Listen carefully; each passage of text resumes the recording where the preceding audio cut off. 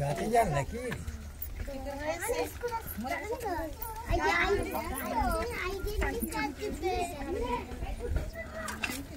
কাটো তো ব্লেডটা মুখটা ধরে আমি মুখে ধরে আজকে আমি এলাম ঘাটাল থানার আলুই গ্রামে। এই গ্রামে এক ব্যক্তির বাড়িতে জাল রাখা ছিল, সেই জালের মধ্যে জড়িয়ে যায় একটি বড় গোগ্র সাপ। ওরা ফরেস্ট ডিপার্টমেন্টে ফোন করে, ফরেস্ট ডিপার্টমেন্ট থেকে আমরা এসেছি সাপটি রেস্কিউ করতে। কিন্তু যার ফোনে এখানকে এসেছি তার কাছ থেকে জেনে নেবো যে কি ঘটনা ঘটেছিল। সকালবেলা আমরা দেখতে পাই যে একটি সাপ জালে জড়িয়ে আছে এবং সঙ্গে সঙ্গে লোকজন জড়ো হয়।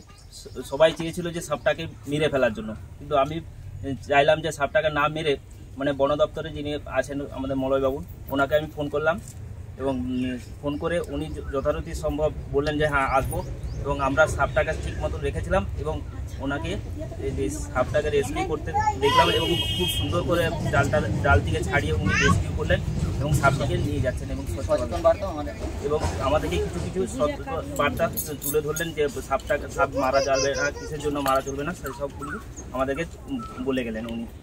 আমরা কিভাবে জাল থেকে ছাড়িয়ে সাপটি রেস্কিউ করলাম সেটা দেখতে পাই।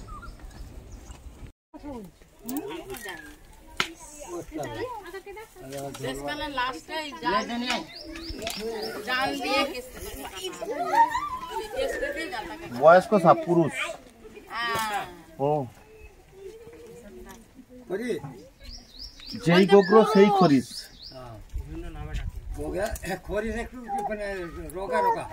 খরিস, ওই গোগ্রকেই খরিস বলা হয়।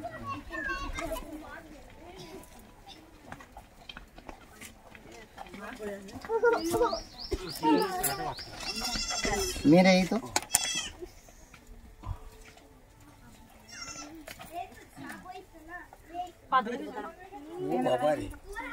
প্রচুর জড়িয়ে গেছে, কিছুই হবে না। জালটাকে ব্লেড দিয়ে কেটে কেটে কেটে কেটে বার করে দেবে আবার, এর কিছুই হয়। হ্যাঁ পেয়েছে।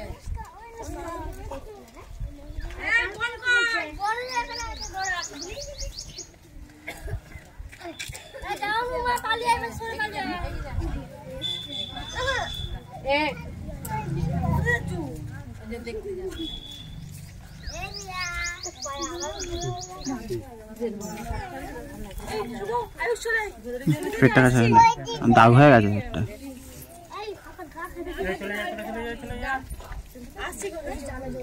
গাছে যান নাকি?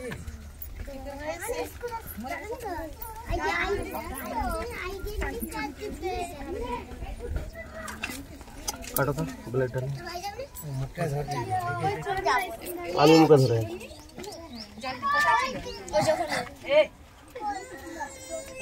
ধার আছে, নতুন আছে ব্লেডটা ধরা, তাহলে তাড়াতাড়ি হবে। গায়ে যেমন না লাগে।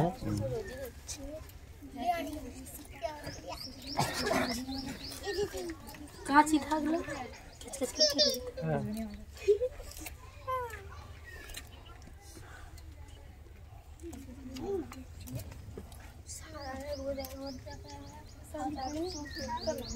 কোথা থেকে আসছেন আপনারা? বলছি সব বলে যাবো যাওয়ার সময়। না না, আমি নেটে দেখেছিলাম যে সাপ ধরতে আসে এরকম। নেটে দেখেছিলেন? হ্যাঁ, বিশাল অজগর সাপ টালির চালে চালে বার করছে বোধহয়, এই 20-30 কিলো বোধহয়। আমি মুখ ধরে চিন্তা না। উদ্ধার হলো এতখানে, চাইনি পিসে কোথায় সে মাঠ চলে গেছে। এই তো সকালবেলা তো মেরেই দিত, বিশ্বজিৎ তো বললো। হ্যাঁ, ও জিজ্ঞেস করলো যে ফোন করবো না। আমাদের মেয়েটাকে আমার বেঁধে রেখেছিলাম দড়ি দিয়ে, ও তো বারবার এসে ধরবে তো। হ্যাঁ ধরে ফেলেছি তো। এগুলো কাটতে হবে। পুরো জালটাকে ছাড়ে দাও না। আমি ধরে আছি।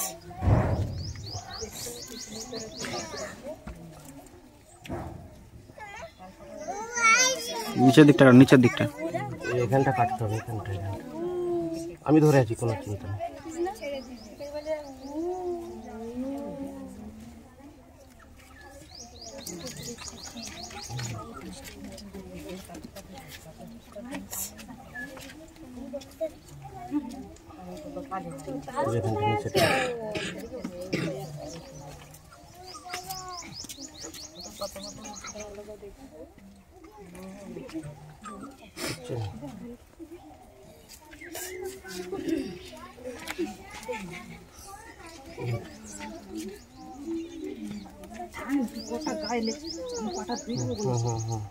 এই তুই ছানা দে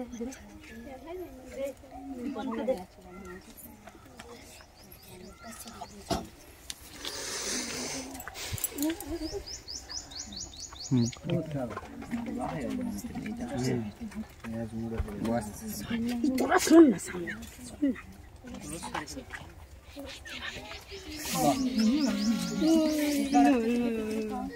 আপনারা একদিকে হন তো, একদিকে এদিকে যাও, এদিকে সব যাও, ওদিকে সরে যাও সব।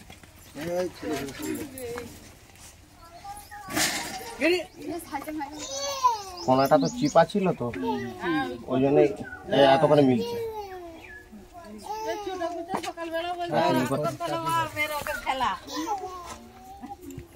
সাপ মারবেন না, পরিবেশের বায়োডাইভার্সিটি রক্ষা করে এরা,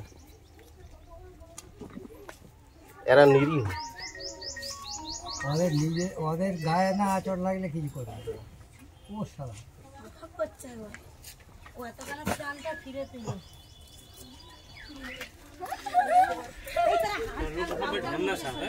না বলছি যদি হঠাৎ যা ফোনা না তুলে কাটা আর কি কিছুই হয়নি এর সাথে। তোমরা তো বলছিলে মরে যাবে কত কি, কিছুই হয়নি তো হলে আবার ও বেড়াতে পারে। বয়স মোটামুটি কত হবে? এর বয়স হবে 5-6 বছর বয়স হবে।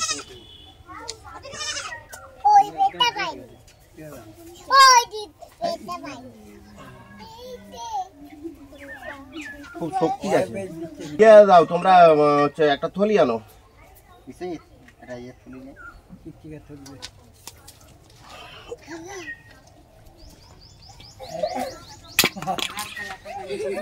শুনে রাখুন সাপ সম্বন্ধে সচেতনতা বার্তা। এটা হচ্ছে গোপ্রো সাপ, গোফুরে। ইংলিশের নাম হচ্ছে স্পেকটাকেল কোবরা, সায়েন্টিফিক নাম হচ্ছে নাজা নাজা।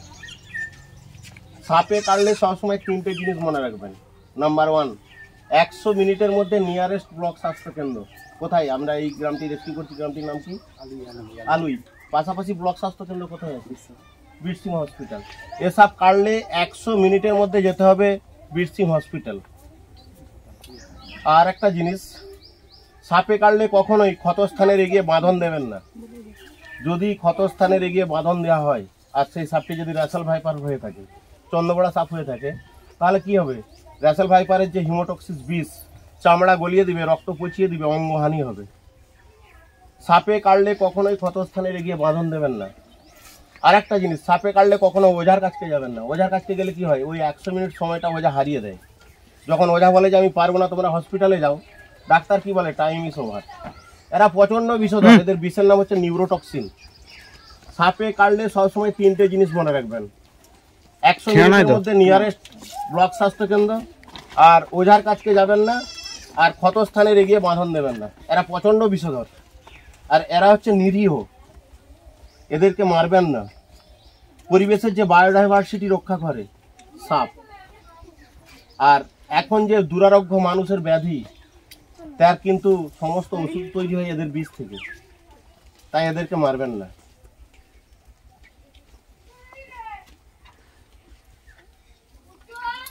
দড়ি দেনা রে